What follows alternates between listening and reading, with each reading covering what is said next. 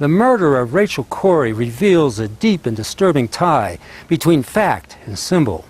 Inbred with a feeling for her fellow man from childhood, Rachel Corrie in her early 20s set off for Israel in the spring of 2003, an idealistic young American girl full of compassion for her fellow man.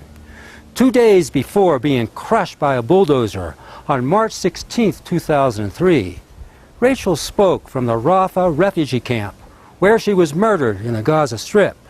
Her last words, "My back is broken." Children have been shot. The Israeli military bulldozed the two largest water wells. I feel like what I'm witnessing here is a very systematic destruction of people's ability to survive. Trying to prevent Israel's demolition of the home of a Palestinian pharmacist and his family in the Gaza Strip, Rachel was felled by an Israeli armored bulldozer.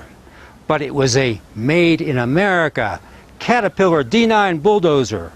The Israelis call it Adobe, that mowed Rachel down into the dust of Zionist aggression.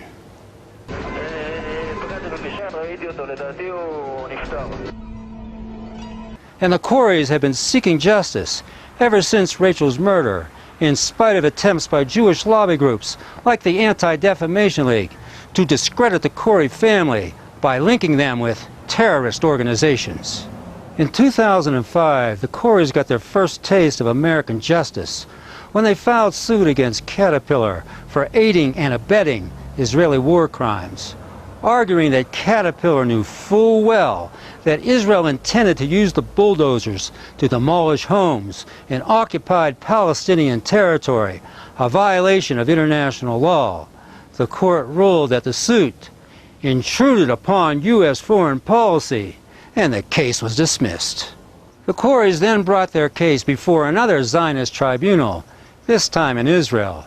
And on August 28, 2012, an Israeli court ruled that the bulldozer operator and his military commander seated next to him were innocent of murder, but that Rachel was guilty, quote, responsible for her own death.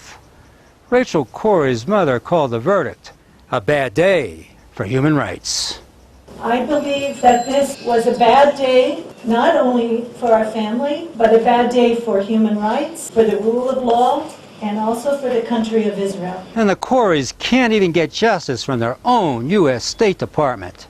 You see, Jewish State Department spokesman Victoria Nudelman is her original surname, refuses to denounce the Israeli verdict that cleared 2 foreign soldiers but condemned an unarmed U.S. civilian.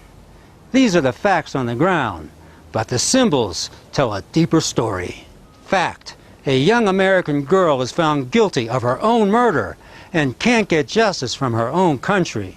Symbol, America is slave to a higher power, international Jewry, and the Zionist agenda it represents. Fact, a made-in-America Caterpillar bulldozer was the instrument of Rachel Corrie's murder. Symbol, America is complicit in the death of human outrage in the face of Zionist evil. And if Rachel Corrie symbolizes virtue and her murderer's Zionist aggression, then our once Christian-informed nation has been bulldozed and buried by a foreign power, commandeered by Jewish hegemony and its agents here at home. Bottom line, the death of Rachel Corrie brings the highly touted battle of good against evil in America through a maze of strange and twisted turns. For what's good for the goose, the Jews, has become good for America, but evil for the gander. It's an evil sinking and spreading beneath your wisdom like a stone.